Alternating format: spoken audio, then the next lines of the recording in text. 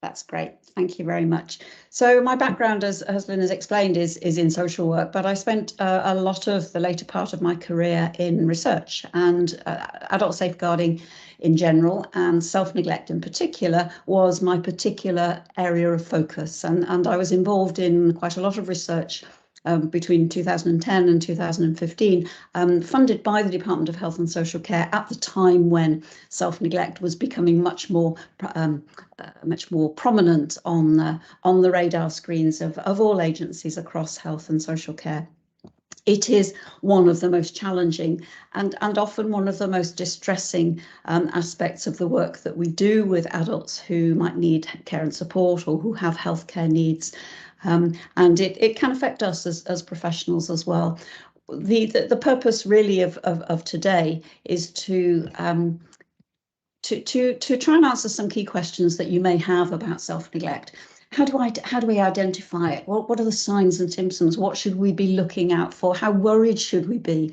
How bad do things have to be before we might need to do something? If we can spot signs and symptoms of self-neglect, how do we understand what's going on? Sometimes it's very difficult to comprehend really why an individual might be living in these very distressing and distressed circumstances that we witness them living in. Should we intervene? And if so, how should we intervene? What's the legal position? Who's got what powers and duties within that framework? And how can we, in our individual work roles, working often face-to-face with people, how can we help? How can we set people on the right pathway to getting support with this very difficult set of circumstances? So as we go through, I hope that some of the answers to those questions that you may have will become clearer. So let's start with some definitions. We're talking here, when we talk about self-neglect, about a very wide spectrum. And I think of it as best thought of as an umbrella term that can encompass all the different ways in which we can neglect our self-care or neglect the environment in which we live.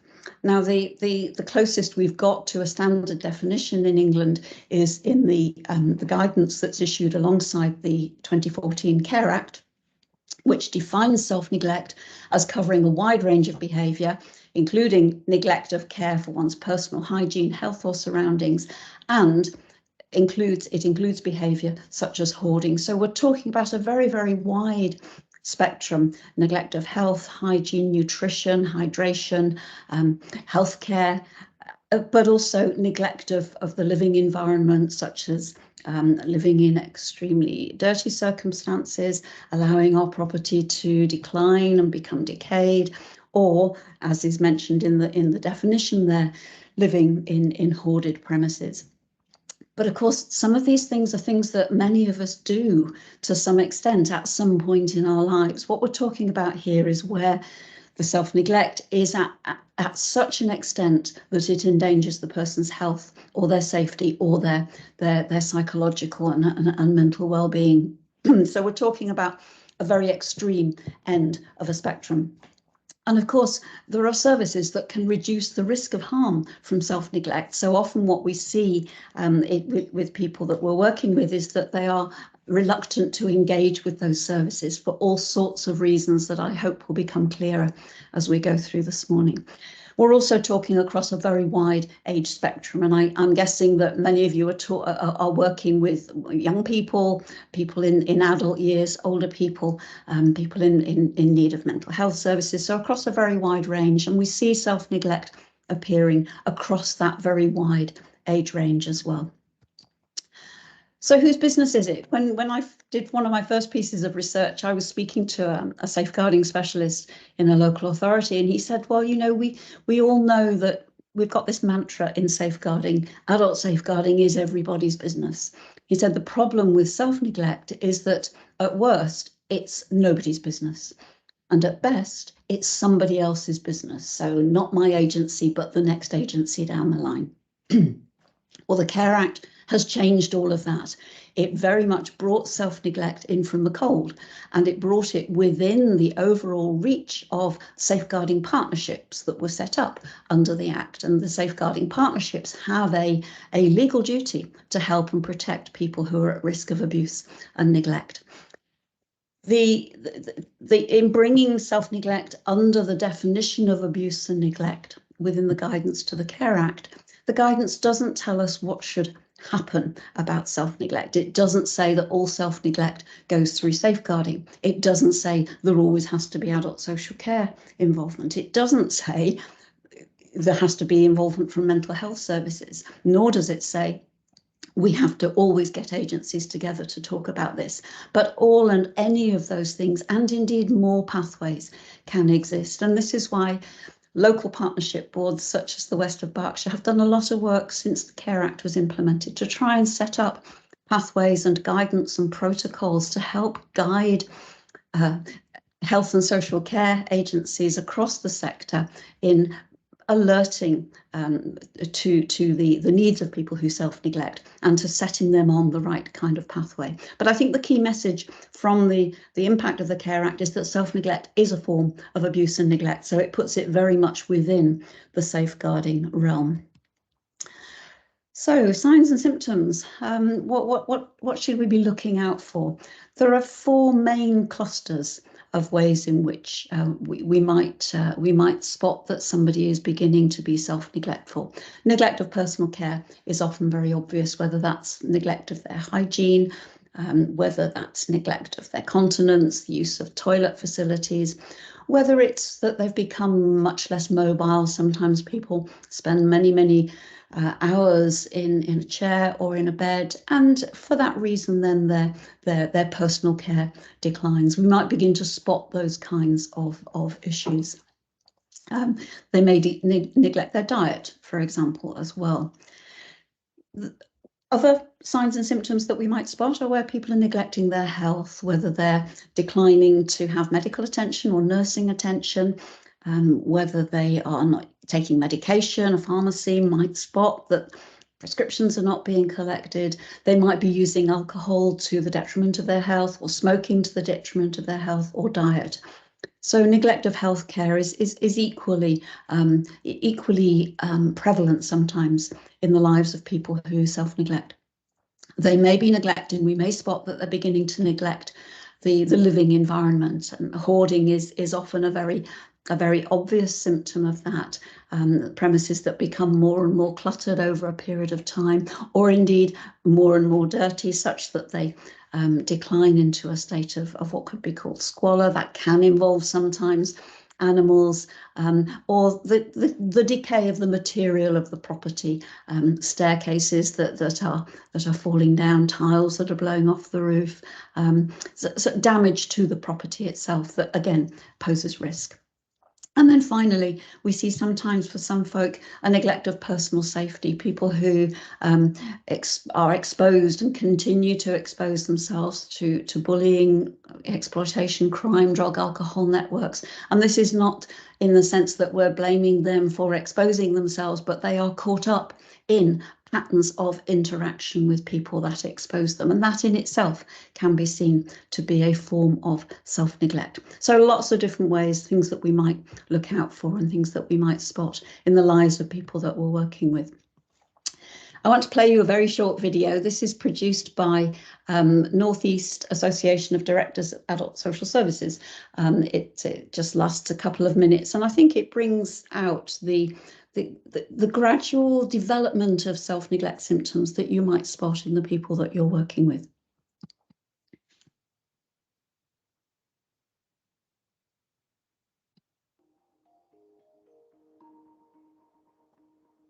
Everyone is different, and we're free to make our own choices about how we live and what is healthy for us.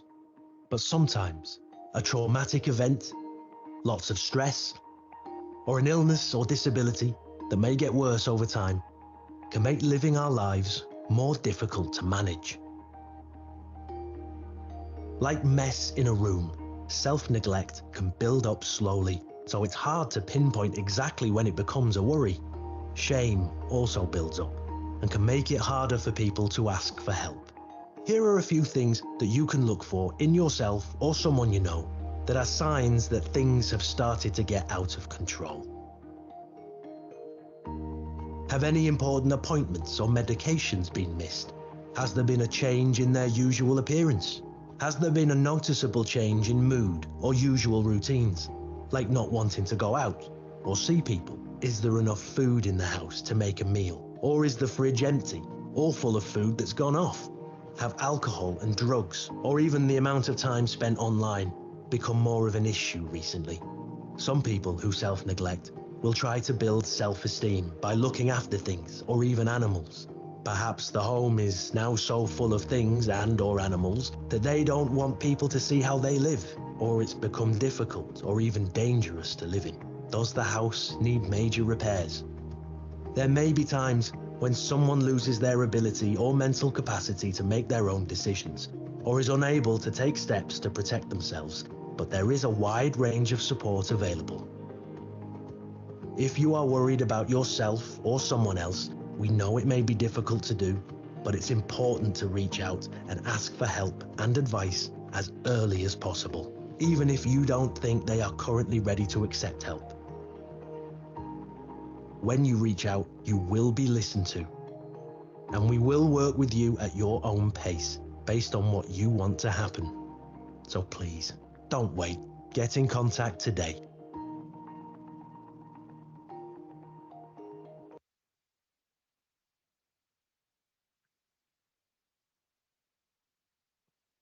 Oh, just a short video there, produced by in the Northeast that seeks really to encourage sharing concerns that you might have about individuals when you begin to spot those signs and symptoms and the deterioration of the living conditions of the individual. I think it's also useful because it alerts us to the fact that people who self-neglect often will be reluctant to engage with us, but that is not about hostility. It is often about shame and embarrassment. So what do we know about what causes self-neglect? Well, we know that self-neglect can be associated with physical ill health, maybe people who are living with chronic pain or have loss of mobility. It can be associated with mental ill health, particularly with depression, or perhaps sometimes with the negative symptoms of schizophrenia that can cause a kind of loss of motivation. It can be associated with acquired brain injury and cognitive decline. And it can be associated, often is associated with substance dependency, particularly with alcohol. But these things don't cause the self-neglect. What we know from looking into self-neglect is that the roots of self-neglect are much more likely to lie in the individual's adverse life experience, that often has reached the level of trauma. And that traumatization, the self-neglect becomes a way of coping with the after effects and the distress of the adverse life experiences. So we do need to understand what the self-neglect means in the person's own life context. The understanding what I've called here the meaning of the mess is often the strongest possible foundation to building an effective way of helping and supporting the person. So what's going on underneath these worrying symptoms? We tend to focus on solving the problem of the cleanliness, of the diet, of the hygiene, without necessarily understanding why it's there in the first place. So the next couple of slides come from some of the research that we did for the Department of Health and Social Care, where we talked to people who were themselves self-neglectful. We talked to 29 people with lived experience of self-neglect, and we heard about their life stories. We asked them very open questions to explain to us, how they travelled into self-neglect, and if they had stopped being self-neglectful, what had helped. Some of them were still self-neglectful, but we learned a lot from their stories, really. This slide captures the lived experience of those who were neglecting their self-care, and the people we spoke to who were neglecting their hygiene, their diet, their nutrition, their health. There were three key themes in their stories. They're on the bullet points in black text there. The way that they thought about themselves, very negatively, just that top quote there, I got it into my head that I'm unimportant, so it doesn't matter what I look like or what I smell like. Somebody else saying, I don't care, I just don't care. That sense of not caring about themselves was very, very strong in how they described their self-neglect journey. For other people, it was that they'd always been indifferent to social appearances. They had different standards. One person said, I wouldn't say I let my standards slip. I didn't have much standards to start with. He said he'd never worried about how he presented himself. But as his health declined, the impact on his health of his different standards made him much more a cause for concern from those who were trying to support him. And then for other people, it's about an inability to self-care. Somebody here talking about her mental health condition. Daily routines just exhaust me. It's just too much. And then somebody else here who's been a carer, who'd got so used and so bound up in caring for the cared for person that he'd lost sight of his own needs as an individual. And then this slide captures the lived experience of people who were neglecting their domestic environment. And again, the idea that there were some very common themes in their stories. The influence of the past was huge. And for many people, that went right back to childhood, adverse childhood experiences, loss, bereavement, abuse. Equally important were their stories about how the hoarding had some positive value. Whether it gave them a sense of hanging on to things that could be useful. This quote, second quote down, when I was a little boy, the war had just started. Everything had a value to me in my eyes. Then, and indeed now, has potential use. This was a man living with a vast collection of building materials in his third floor tenement block flat.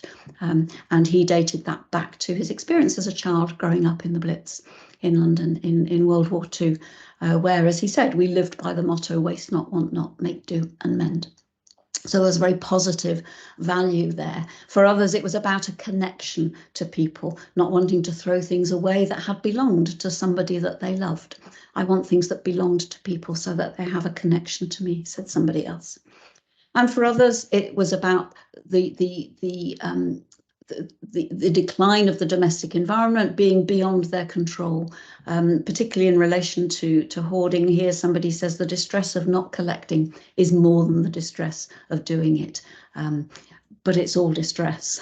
This is not a lifestyle choice. It's a distress. The hoarding was a distress management strategy. It was a way of coping with the residual effect of the trauma that they had experienced.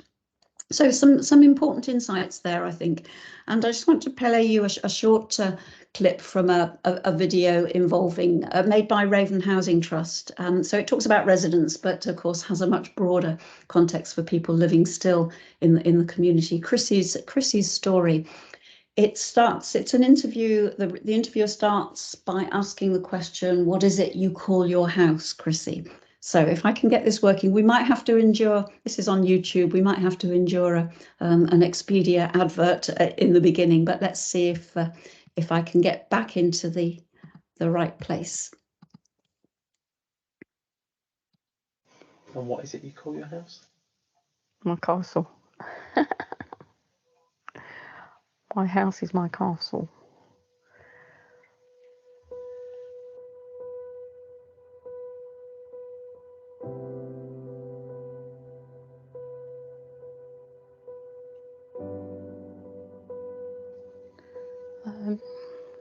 In the beginning, it was when my mum died, and I had a job to get over losing her,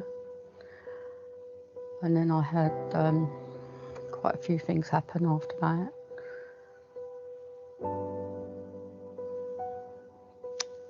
And I sort of felt like I was happy when I was in the shops buying things and making myself feel better.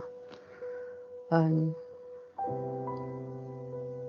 I was at home, I sort of missed my mum quite a lot. Tried putting some photos together and I couldn't do it on my own. It was quite tough. After that, I had quite a few bereavements, and that just built from there, really. I lost my dad, and then I lost lost my fiance. He died.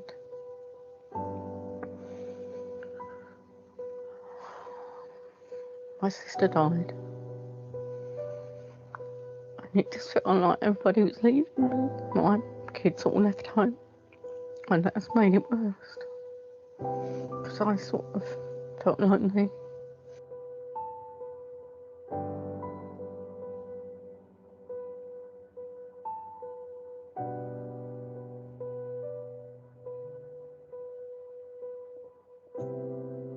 Up to now, the research has shown that the three main reasons why people might exhibit hoarding issues are a genetic propensity for it, so it might be handed down from their family, or a coping strategy for trauma or a traumatic event that involves loss, such as bereavement or losing a job or losing a partner. And the third one is something that I call organisational dyslexia, which is somebody who has issues with making homes for things which they struggle with, and therefore if you can't make homes for things, you don't know where to put stuff, and things very quickly become chaotic. So it's deciding which one of those might be affecting you. You can get overcome with everything that you hold. I know it's sentimental, but sometimes you've got to let some stuff go, which is quite hard. Especially if somebody tries to help you, because they don't know what you're going through, and you just want to yank it back. That's it. For a resident to ask for help, it's probably the most difficult thing they will ever have to do, because to ask for help, you have to admit that you need help, and you have to render yourself very vulnerable doing that. This means that you are possibly opening a huge can of worms that might not go your way. I think I was very embarrassed, and I didn't think it was a problem until it got to the stage where I had a job to get into the house, and I thought, well, this is ridiculous. I'm going to have to ask for help. So I just kept asking. To you, it's like your own little castle, and you don't want anybody to come in. You just put that drawbridge up, and that's it. I'm not letting anybody in, but really, you've got to start letting people into your life, because you can't live. You can't have life. And you've got to be able to enjoy your life and have friends around. I think the most important... Right, I'm going to stop using the video there. There is about another 5 minutes of Chrissy's story, but you do have the link there on the YouTube link. So if you'd like to finish learning about Chrissy's story, which does have a much happier outcome than we might have thought from witnessing her distress. But I think her story does show, again, just illustrates the impact of trauma, the impact of loss, and the way in which, for her, the collecting, the purchasing of things, the filling her house that felt so empty from people helped her to manage that distress. So, is it ever a lifestyle choice? I would say no. People's life stories tell us that it's not. If you think about those quotes we looked at earlier, I got it into my head, I'm unimportant, so it doesn't matter what I look like or what I smell like. That's not a choice. Nor is it a choice where, as one person says, one day you think, what am I doing here? Or where you've so lost your self-esteem that you feel you've lost your way. And then this final quote from a man who'd been a soldier and he fought in the wars in Bosnia, in fact, and he had the most traumatic experiences of, standing up to his neck in water for 3 days at a time in trenches with the shells flying overhead. So he had huge trauma as a soldier. Came back to the UK, and his living conditions became extremely neglected. And he said in his interview with us, I used to wake up in the morning and cry when I saw the sheer, overwhelming state of my flat. my war experience in Eastern Europe was scary, but it was nothing compared to what I was experiencing here. And I think that quote really gives us an idea about the measure of distress that is often associated with extreme self-neglect. So what does it constitute a safeguarding concern? Now, West of Berkshire has issued guidance about the kind of levels of concern that we might have and how we should respond to those. So, for example, in that green column, it describes where we might have some concerns about the person's self-care, but they don't seem to be in distress and they don't seem to be experiencing harm. They may be neglecting their property, but all the services work. They have gas, electricity, things are working. A lack of amenities. Perhaps there is not so much food in the fridge as we would expect to see, and perhaps they don't have support. And they're beginning to not want to engage with us. And the clutter index rating would be relatively low, between 1 and 3. The clutter index rating is a very useful set of guidance, and I want to show you very quickly how this works if you're not familiar with it. So here is the clutter image rating scale for a bedroom, and you'll see that at that lower level of concern, the guidance is talking about levels 1, 2, and 3. So that top row there, those are the levels of clutter that we might notice, but that we wouldn't be too initially concerned about. Later on, as you see, the clutter becomes higher. So let me go back to this slide. So if we're then into the orange, in the green column, you would then continue to respond from within your agency and do the best that you can to engage with the person. In the orange column, then you might be more concerned. The person's maybe refusing medical treatment, their capacity is not clear. The clutter index rating is 4 to 5. So we're here on this middle row here, we're beginning to see more impairment of the person's use of the property. They're no longer able to use that bedroom easily as a bedroom. They may be not engaging at all. We may notice fire risk, gas leak potential. There may be concerns from lots of other people in the community, and the person's behaviour may be more disorganised. At that point, we should be seeking consultation with the local authority safeguarding service, and that consultation could result in a safeguarding referral into the safeguarding process, or it might result in other ways of helping the person. And then finally, in the red column, where self-neglect is either life-threatening, or we're seeing significant deterioration, or there is imminent fire risk or gas leak risk, multiple significant concerns from lots of people in the community, where we can no longer access the property easily. We heard Chrissy say that she wasn't able to even get into her own home, and a clutter rating index of 6 to 9. So here we are at the end of the middle row there, and then right through 7, 8, and 9. Those are the kinds of levels that we would that should be leading us to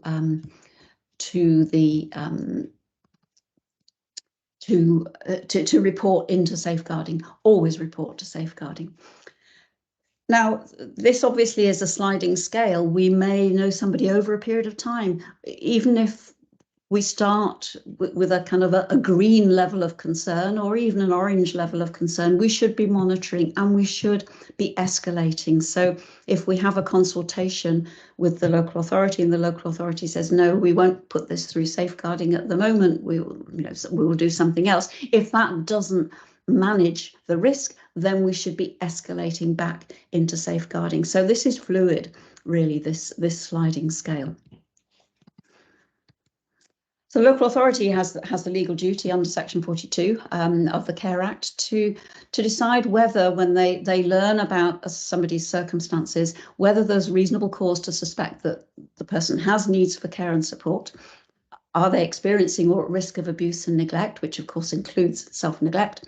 And as a result of those needs, are they unable to protect themselves from the abuse or neglect? And that's the 3-step test, if you like, that triggers the local authority's duty to make inquiries.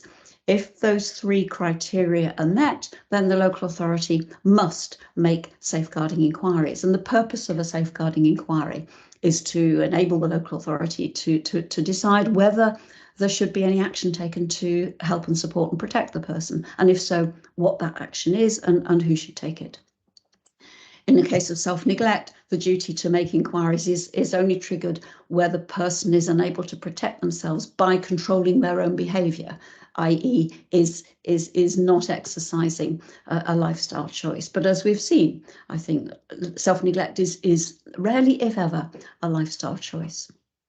But where the formal Section 42 safeguarding duty is not triggered, that doesn't mean that nothing should be done. There are a whole host of other interventions that could be triggered here. And here we need to look at the difference between safeguarding with a small s and safeguarding with a capital S. Safeguarding with a small s is what we all do in our daily work, in the work of our agency and our organisations. It's general responses to keep someone safe and make sure their needs are met. And that can include ongoing support and monitoring the work that you're doing with the person. It can mean healthcare, arranging visits to the GP, for example. It can mean having a care and support needs assessment from the local authority.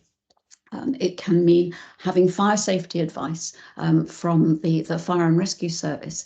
I can't stress that enough, to be honest. I do hope that you know how to make a referral to the Fire and Rescue Service for a home fire safety visit for an individual, or a well-being check.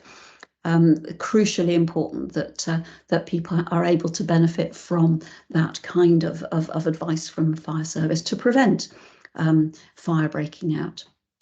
It might involve multidisciplinary team meetings within clusters of groups of agencies, or multi-agency risk management meetings where multiple agencies will come together to work out what can be done to manage the risk. And that's where the risk is not at such a level that it requires that formal referral into safeguarding. But safeguarding with a capital S is, of course, that formal response under Section 42 of the Care Act that we've just seen. And that response by the local authority is likely to involve all or any of those things that we've just looked at on the left-hand column on this diagram. It is likely to involve healthcare, care and support needs assessment, fire safety, etc. But it also has the escalation pathway to intervention if the risk remains unmitigated. So if the risk is still not managed, and potentially can end in potential court actions to impose solutions. Should the risks remain unmanaged. So what's mental capacity got to do with all of this? Well, if you look at the intersecting axes on this diagram, with capacity on the vertical and self-care or self-neglect on the horizontal, in some of those quadrants, it's very clear that our default position is to respect the person's autonomy. So if somebody has mental capacity and is self-caring, then respecting their autonomy, their apparent choice, is the default position. If they have mental capacity but are self-neglectful, then we must be working together with agencies, across agencies, to implement risk management measures, whether that's fire safety advice, whether it's care and support, whether it's healthcare. If they lack capacity, then we're triggered into another set of legal responsibilities if they do not have capacity to make relevant decisions about their self-care, or about accepting care or support, or about accepting healthcare. Then we have a legal duty to make the decisions that they can't make for them in their best interests. So it's crucial to identify whether the person who is self-neglectful has capacity over self-care decisions or not. And we know that this is complicated.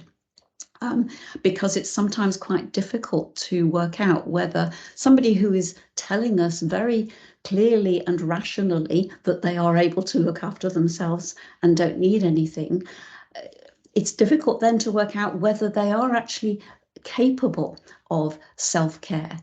So can they put into action the apparent decision to look after themselves that they're telling us they make? And just a very quick example, a woman who was spent many months telling her GP and the community nursing service that she was perfectly capable and would manage her own leg dressings. She had severe skin deterioration, ulcers, leg ulcers, which needed dressings. She didn't want the district nursing service to do that. She said she could do it herself. Thank you very much. It became very obvious as time went by that she was not putting that decision into practice. So she wasn't looking after her skin integrity. She wasn't changing her dressings.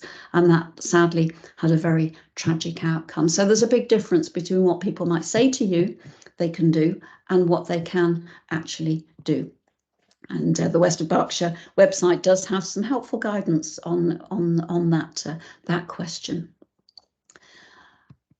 So how do we support someone who self-neglects? Whether we're doing this as part of our own agency's routine involvement with the individual, or whether we're doing it as part of a safeguarding strategy, these are some of the things that the people we spoke to said helped them on their self-neglect journey.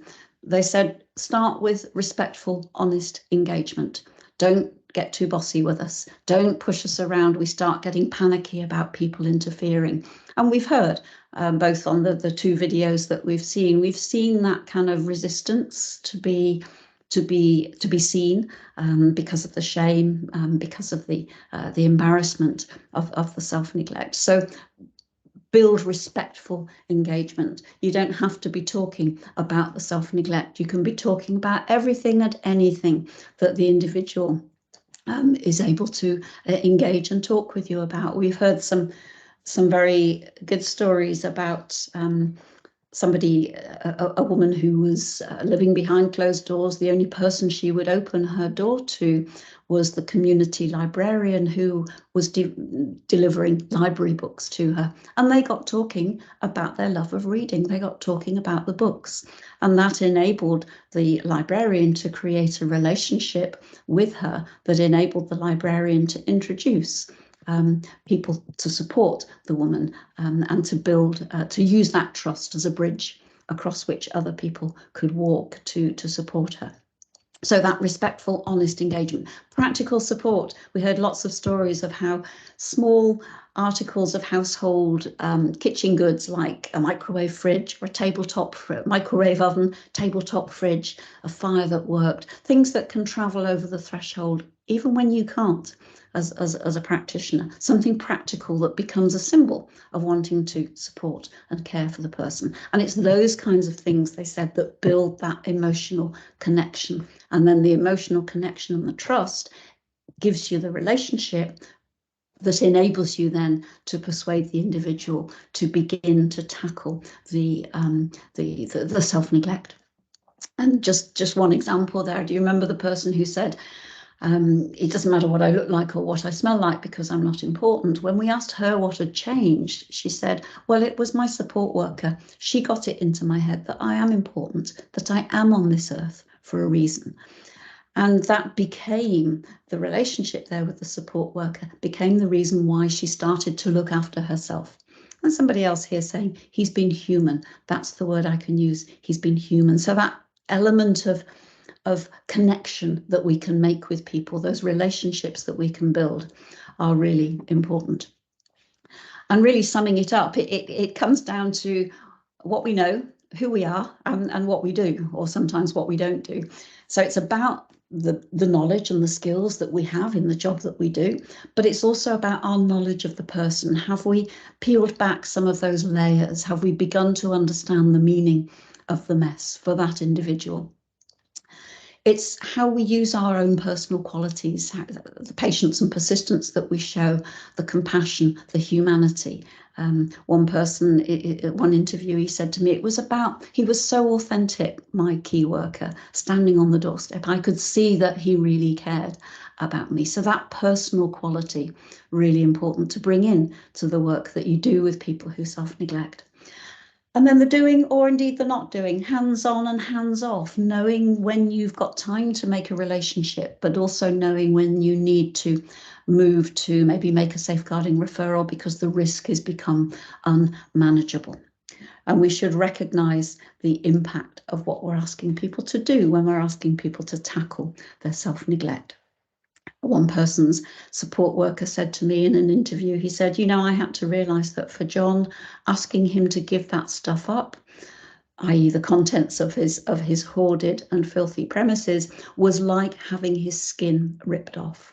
That really recognised the protective function of those hoarded and collected objects.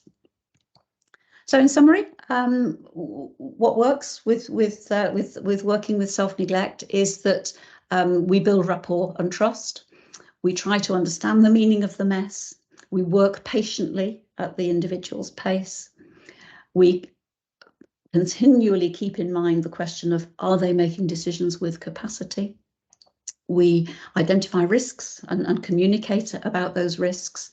We understand who's got what legal powers and duties, both our own, but also those of other agencies. And we think flexibly about how family members and community resources can contribute. Often people who self-neglect are very isolated, and actually reconnecting with the benefits of community involvement can be really helpful. And we all need support from our organisations. The board, the Safeguarding Adults Partnership provides, and West of Berkshire is providing, very strong leadership on self-neglect. We need to make sure that there's a shared understanding of self-neglect across agencies, that there are clear referral routes, that we have an acceptance that longer-term relationship-based involvement is important, and we have training and supervision that can support us with those challenges. So further information, some very good resources on the Safeguarding Adults Partnership resource page on self-neglect. You've got the web link there, and indeed a link also to specific policies and procedures about self-neglect. But you will also find more information about definitions and understanding. You'll find a toolkit.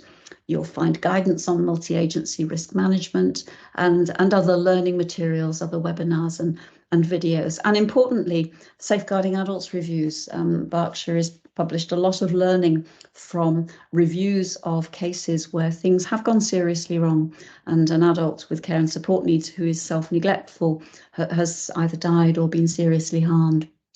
The reviews of those serious cases give us a lot of learning, and West of Berkshire publishes those again on that web link. So do have a look.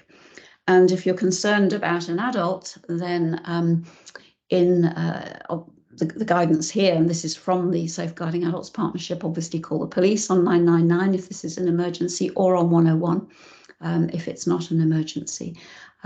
Or contact, and if you're concerned and have general concerns about yourself or someone else, then contact Adult Social Care, Safeguarding in the area, the relevant area below, and the slide will give you the three key contact points, and indeed the contact point for the emergency duty team if it is out of hours.